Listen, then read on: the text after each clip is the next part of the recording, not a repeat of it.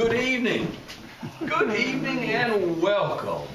What lovely ladies and fine-looking gentlemen you are. I'm George Decatur Poole, and you're as welcome here as the month of May. I'd like to tell you a little bit about myself. I came from a large and prominent family. I was orphaned at the age of 15, but was able to raise my 7 brothers and sisters, educate them, and hold on to the large estate that I inherited. I had 10 children of my own. My son, Dr. William Poole, found a portrait of Aaron Burr's daughter in a fishing shack at Nag's Head. It's a strange and fascinating story, and I'd like to tell you about it sometime. But tonight, I'd like to talk about a long ago war that divided our town. You see, people have a romantic image of the South at war.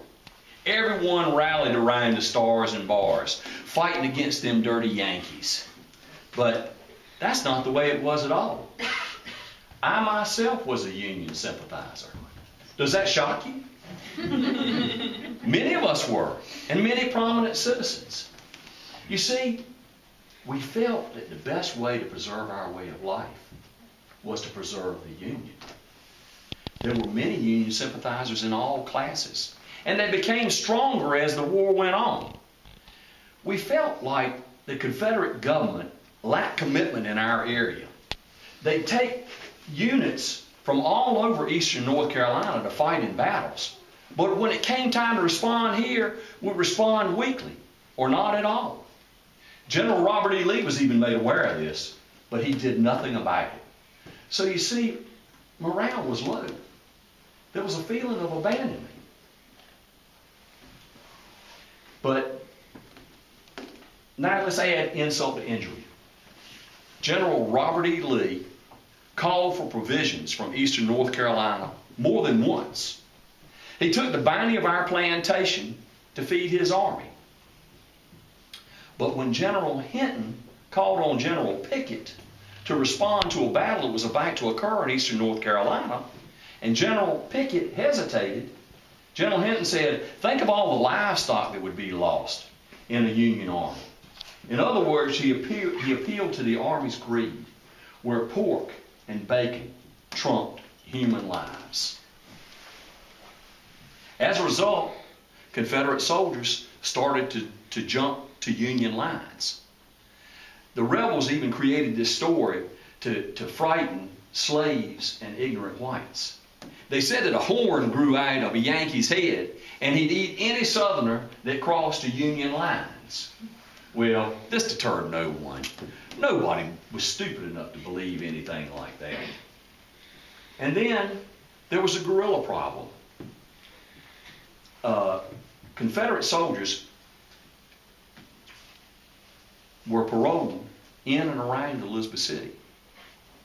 These men were at loose ends. So they formed guerrilla units. They were like snipers. They'd shoot at night and then retreat back to their camp.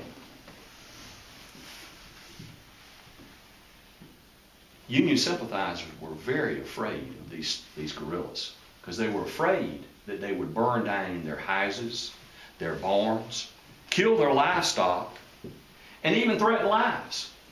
Sometimes they even took lives. You may have heard a story about Thad Cox, a schoolmaster at Weeksville, who was a Union sympathizer. He decided that the best way to protect his family was to bring them from Weeksville to Elizabeth City.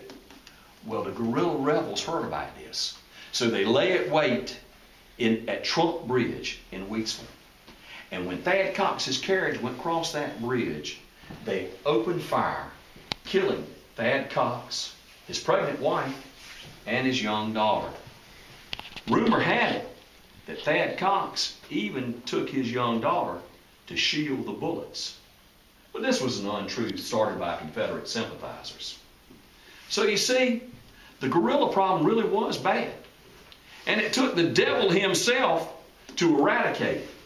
Some of you may have been to the Bland House tonight and met General Edward Wild.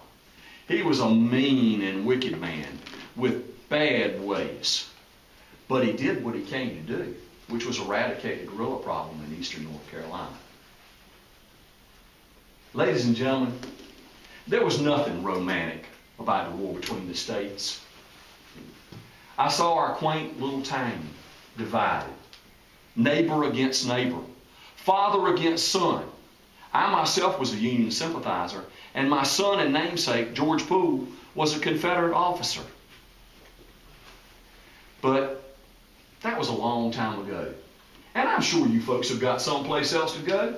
But it sure has been nice talking to you here. And remember, you're as welcome as the month of May. Thank